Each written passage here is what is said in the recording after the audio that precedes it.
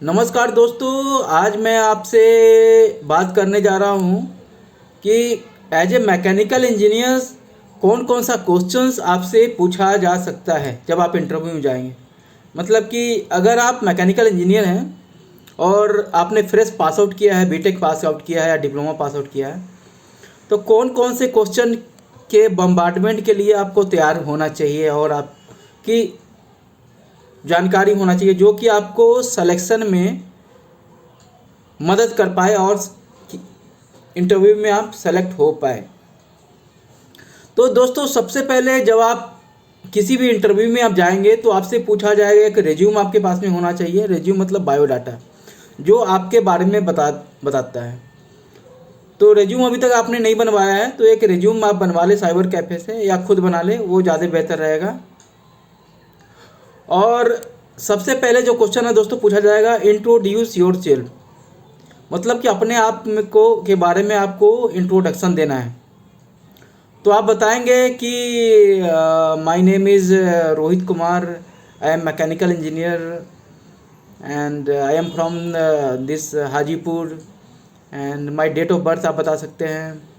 आप जो आपने कोर्सेज किया है, टेक्निकल नॉलेज लिया है, जैसे कि पढ़ाई के साथ साथ में जैसे आपने ऑटोकेड किया है तो उसके बारे में बता सकते जो ट्रेनिंग किया है वो जो रहेगा एक एक्स्ट्रा एडवांटेज रहेगा। और दोस्तों, अगर इंट्रोडक्शन के बारे में ये भी है कि अगर इंट्रोडक्शन कंपनी इसलिए पूछती है कि वो आपका कम्युनिकेशन स्किल है, जो आपका बातचीत करने का तरीका जो है, ढंग जो है, पता लगा सके और आपकी जो क्या पोस्चर है, क्या डिसेंसी है, क्या नॉलेज है, सब पता लगे। तो दोस्तों, एक क्वेश्चन के बारे में हमेशा जब भी इंटरव्यू में जाए हमेशा तैयारी करके जाए। वो मैंने पिछले वीडियो में बता दिया रखा है, अपने आप को इंट्रोड्यूस कैसे करें वो मैंने बता रखा है।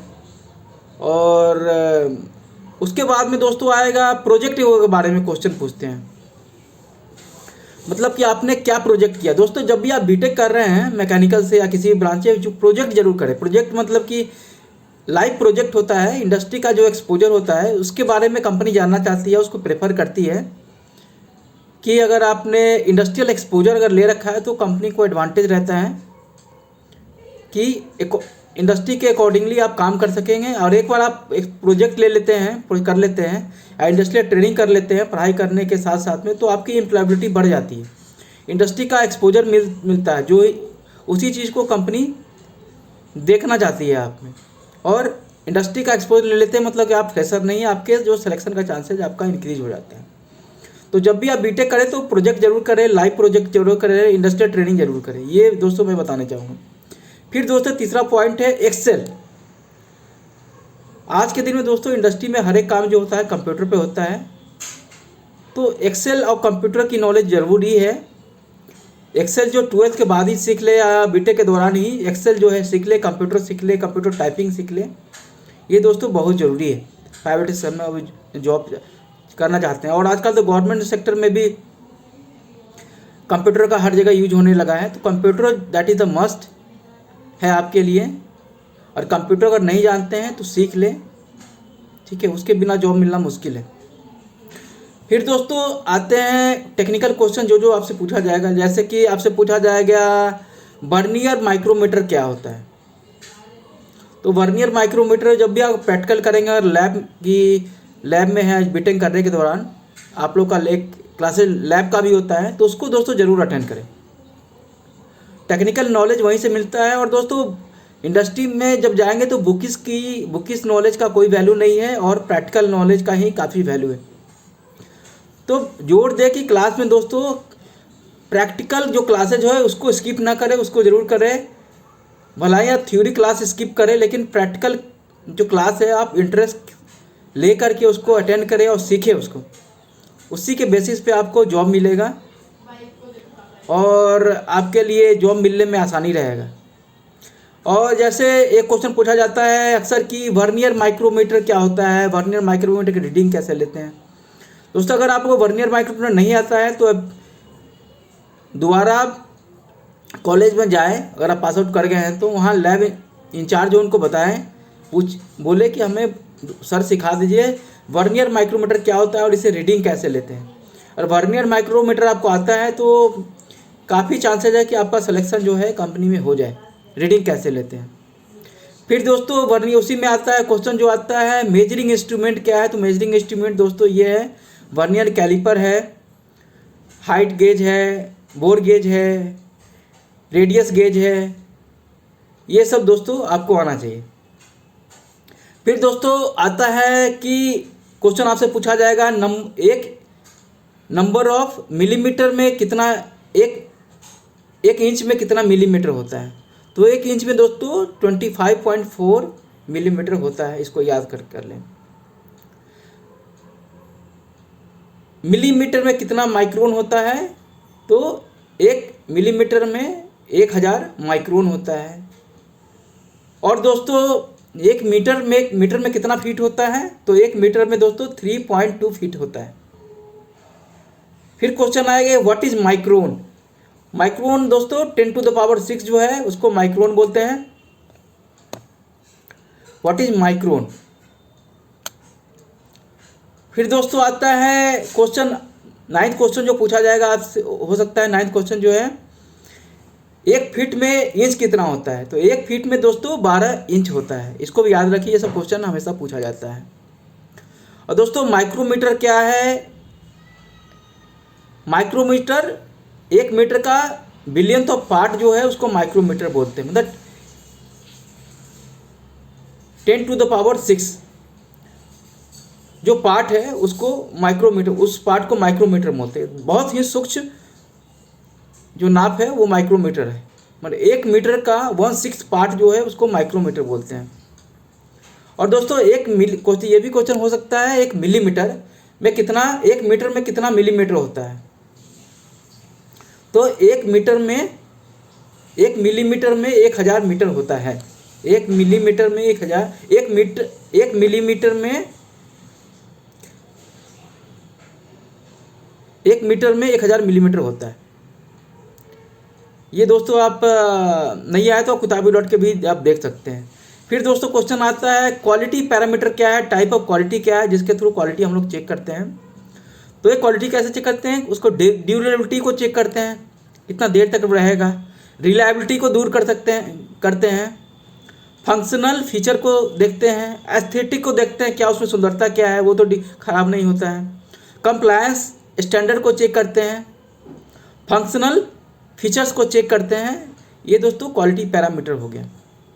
फिर दोस्तों आता है क्वालिटी सीट क्या होता है। क्वालिटी सीट कैसे चेक करते हैं दोस्तों। एक क्वालिटी सीट जो होता है एक्सेल सीटें बना होता है, और एक आपको मैं वीडियो में देख सकते हैं। ये different type of quality occurrence है, और संडे मंडे ट्यूसडे इस डेट को ये क्या उनका परफॉर्मेंस रहा है। तो दोस्तों आप लोग देखिए कि सप्लाइड पार्ट मतलब कि उसमें रस्ट कितना लगा, संडे को मंडे को ट्यूसडे को क्या रस्ट लगा वो आप उसमें डालेंगे। मिस अलाइनमेंट ऑफ बिल्डिंग डालेंगे। चेक शीट बनाएंगे। मतलब इस चेक शीट में आप डिफेक्ट कौन कौन से दिन हुआ है उसको आप दर्शाएंगे। स्प्रे फेल्योर दर्शाएंगे। एडेसिव फेल्योर दर्शाएंगे, कौन कौन सा दिन हुआ। वॉइड इन कास्टिंग दिखाएंगे। रॉन्ग पार्ट यूज दिखाएंगे। इम्प्रॉपर टेस्ट प्रोसीड्योर दिखाएंगे। मतलब ये सब चीज़ से पता चला कि कौन कौन सा दिन इस क्वालिटी में मेजरमेंट इसमें फेल हो रहा है। चेक शीट के द्वारा क्वालिटी को पता लगाएंगे। फिर दोस्तों पता लगाएंगे हाउ टू चेक, क्वालिटी कैसे चेक करेंगे। वर्नियर माइक्रोमीटर को यूज करके क्वालिटी चेक करेंगे। और दोस्तों फिर आता है क्वेश्चन 16वां क्वेश्चन जो है what is strain stress and strain. मतलब कि हम जो स्ट्रेस लगा रहे हैं, दवा लगा रहे हैं, उसके कारण कितना डिफॉर्म हो रहा है और डिस्प्लेस हो रहा है मटेरियल और उसका सरफेस। ये दोस्तों स्ट्रेस एंड स्ट्रेन है। फिर दोस्तों हार्डनेस टेस्टिंग एक और क्वेश्चन है। हार्डनेस टेस्टिंग कैसे पता लगाते हैं। हार्डनेस टेस्टिंग दोस्तों ये जो है a test to determine the resistance permanent deformation से या पेंट्रेशन से कितना रेसिस्टेंस पैदा होता है, वो हार्डनेस टेस्टिंग पता लगाते हैं। फिर दोस्तों क्वेश्चन आता है पिस्टन क्या है, फंक्शन क्या है पिस्टन का। पिस्टन जो दोस्तों आप लोग फोटोग्राफ में देख सकते हैं, ये जो है थर्मल एनर्जी को मैकेनिकल एनर्जी में कैसे क्रिएट होता है। मतलब जैसे कि आप लोगों ने देखा होगा ट्रेन जो है कोल से चलता था पहले, और उसमें हम कोयले उसमें झोंकते जाते थे और उससे जो है पिस्टन ऊपर नीचे करता था। तो ये थर्मल एनर्जी को मैकेनिकल उससे वो चक्का घूमता था। तो दोस्तों थर्मल एनर्जी को हम मैकेनिकल एनर्जी में कन्वर्ट करते हैं पिस्टन के द्वारा। फिर दोस्तों 21वां क्वेश्चन आता है विस्कोसिटी क्या है। मतलब कि विस्कोसिटी जो है दोस्तों, ये किसी भी फ्लूइड का जब आप सेफ चेंज करते हैं या ऊपर नीचे करते हैं तो उसके रेसिस्टेंस कितना रेसिस्टेंस पैदा करता है उसको बोलते हैं विस्कोसिटी। फिर दोस्तों आता है टूल लूम का क्या क्या, टूल लूम में कौन कौन सा मशीन होता है, what are the tools use. Tool loom में दोस्तों यूज होता है मशीन जो होता है lathe machine, milling machine, surface grinder जो होता है, MOTR होता है, ये सब मशीन टूल लूम में यूज होता है, लेथ होता है। फिर दोस्तों 23वां क्वेश्चन आता है व्हाट इज लिस्ट काउंट। इस लिस्ट काउंट जो है दोस्तों, जो सबसे छोटा मेजरमेंट होता है वर्नियर माइक्रोमीटर का, उसको बोलते हैं list count. Smallest measurement that can measuring instrument में जो सबसे स्मॉलेस्ट सबसे छोटा काउंट होता है उसको बोलते हैं दोस्तों लिस्ट काउंट। फिर दोस्तों क्वेश्चन आएगा what are the type of welding. Type of welding क्या होता है दोस्तों। वेल्डिंग जो होता है टाइप ऑफ वेल्डिंग है, मिग वेल्डिंग है, टिग वेल्डिंग है, ये सब टाइप ऑफ वेल्डिंग होता है। तो सबसे पहला वेल्डिंग है मिग वेल्डिंग होता है, देन आता है आर्क वेल्डिंग होता है, टिग वेल्डिंग, फिर दोस्तों आता है गैस वेल्डिंग आता है, लेजर वेल्डिंग आता है। फिर दोस्तों 25वां क्वेश्चन जो है व्हाट इज कैपिलरी। दोस्तों measuring instrument that constitute of two adjusted leg और jaw for measuring of dimension part. जो जॉ होता है दोस्तों, ये मेजरिंग इंस्ट्रूमेंट में उसको बोलते हैं कैपिलरी। फिर दोस्तों क्वेश्चन आएगा व्हाट इज इनर्ट गैस। दोस्तों इनर्ट गैस जो होता है गैस जो रिएक्शन नहीं करती है। और दोस्तों इनर्ट गैस जो है आप लोगों ने पढ़ा भी होगा, जो कि वेल्डिंग में यूज होता है, जो बल्ब में यूज होता है। पहले जो बल्ब था उसमें इनर्ट गैस यूज करते थे क्योंकि ये रिएक्शन ना करे, क्योंकि अगर ऑक्सीजन रखेंगे तो ऑक्साइड बनाएगा और रिएक्शन करेगा।